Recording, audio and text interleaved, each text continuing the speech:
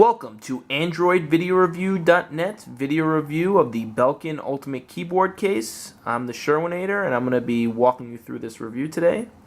I've been playing with this keyboard for a few weeks now. I know it's unusual that an Android website's reviewing an Apple product, but you know, every once in a while we like to mix things up, and it's been a while since we have had any new content, but we're trying to change that. So this is one of the first reviews we're going to be doing, the first of many. So this is the package. I have a 4th generation iPad. I don't have the iPad Air. So this keyboard, there's a newer one for the iPad Air, but basically I think it's the same. This is the outside of the case, and it's pretty nice packaging. It's got a magnet actually on the front, so you could open it up. It's pretty cool. I don't know if you could tell. But yeah, they have some illustrations and descriptions of the keyboard, and it's really cool.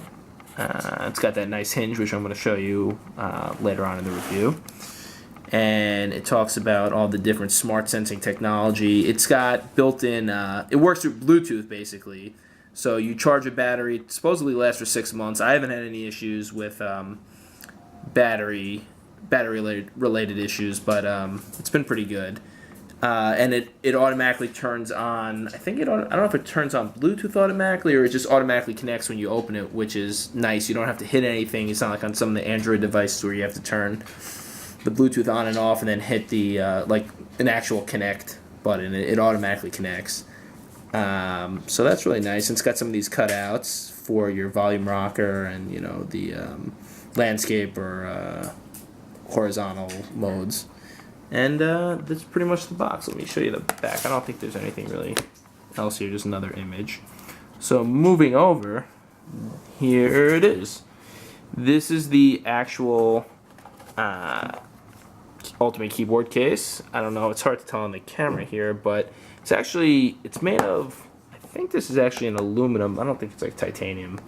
But it looks it's got the same look and feel of like a MacBook Air or MacBook Pro case, which is good and bad. It looks really nice, but the problem is it's very susceptible to both scratches and fingerprints. I don't know if you really could see any here. It actually hasn't gotten too nicked up, just a little bit, but I put this into my work bag, and I try not to keep any papers or anything with like spiral notebooks or pads that could scratch it up, but you really do have to be conscious of the fact that this is a very scratchable surface. But people have been complaining. Honestly, this isn't that bad. I've been using it pretty aggressively for the last like 3 weeks maybe, and really no issues. Down here, I don't know if you could see, on the left of the screen, this is where you plug in the charger for the case, because it does have a built-in battery, and like I said, it's supposed to last 6 months. I haven't had any indication that it's running low on battery or anything, and like I said, it's been a few weeks since I've been using it, so that's really nice. It's got some of the the cutouts right here. I don't know why it's not focusing, but everything's really nice. The only thing is that it's not that protective, in the sense that little things will get in there, dust will get in there. It's not stopping anything like that. Same thing with the rocker switch here, the volume rocker, and the the horizontal or landscape lock button. In the top, you got your cutout here for the headphones, and then I think that's a microphone. Actually, I'm not even sure, but and there's your power switch, and a cutout for the camera on the back. But overall, I have to say, it's been really, really awesome to have. I've got to say, it's not that heavy. I mean, it's noticeably heavier, but it feels solid. It's definitely, I'd say, as light as like a MacBook Air. But one of my biggest gripes, and as my dog walks in and out of the frame here, one of my biggest gripes with this is that you would think the aluminum's on top, the back has this nice rubber / leather composite, I think. You would think it would open up like this, but I don't even want to do it, because what happens is the iPad will almost fall out of the case. Actually, to open it, you have to put this down, and again, this is susceptible to dust and fingerprints, and as you can hear, this is my biggest problem. The aluminum side is facing down, which automatically it's just asking for scratches. I don't know why they did that. I guess it's from a design standpoint, and actually to get it to work well, it's easiest. But when you open it up, this is what you get. So I don't know if you could tell. It's really nice. Almost looks and feels like a real keyboard. I mean, because it is a real keyboard. Nice separation on the keys here. Nice rebounding. Like when you touch it, it pops right back. Nice clicking action. Moving forward, I don't know if you could tell. So the top of the screen here, you see those 3 little cutouts? What those are magnets. So when you put the iPad down, you can adjust the angle. So like here, and this is a little steeper, and it just locks right in, which is really nice. Sorry for this terrible glare, but you know, it's really nice. Some of the angles, like for if you were laying in bed or something and you're trying to type on, are a little awkward unless you're sitting. If you're sitting upright, they're fine. But if you're like laying down, it's not like a laptop where you can almost have, I guess, a 90-degree angle where it's easy to see, or it's really limited to those 3 locking points. But once you turn the iPad on, again, I'm sorry for the glare. You can even type from the. You gotta swipe. You can type your password, and it'll unlock.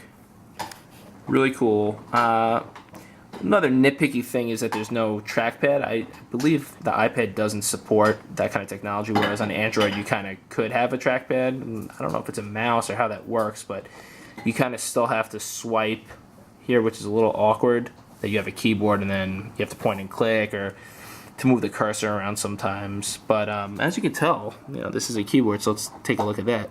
You have a ton of buttons here, which are really, really nice. This top left one, I believe, acts as like a home screen, so you can still get to, not a home screen, I'm sorry, the home button, so you can get to all the different, you know, the cards and swipe away and things like that, which is very nice. You have all these shortcuts built in. You have like different commands for like copy and paste and things like that. I mean, it's really a full-fledged keyboard. The only thing it doesn't have, it has the numbers at the top, but there's no number pad on the side, which I wouldn't expect in a keyboard this size. I'll show you real quick. Let's see if I can open. So right now I'm on Jalopnik, but if I were to click there and just start typing, espn.com,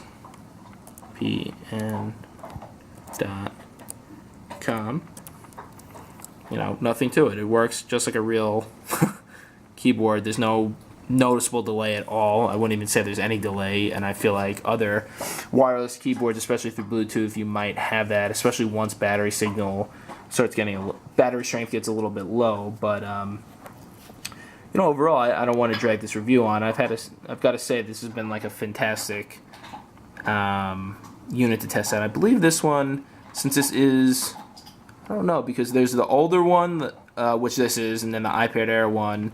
Based on the color and based on where you buy it, I'd say it's anywhere. It gets as high as $129 for the model, and I've seen it as low as I think $89 or a little bit less on Amazon. But let's just say for $100, this is a pretty solid device. I know it's expensive when you consider that the iPad is a few $100s and adding a keyboard is another $100, and there are cheaper alternatives. But in terms of ergonomics and use and feel and just quality, it's built well, with the exception of, you know, some of those design flaws I mentioned, but overall it's a solid piece of hardware.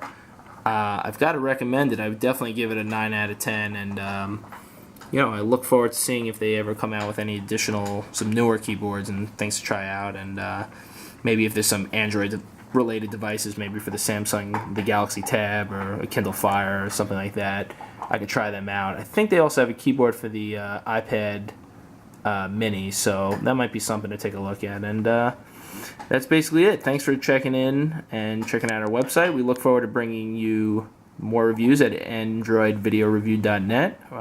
Keep a lookout. Check our YouTube channel. The website hopefully will be back up soon. And thanks for watching. Have a good night.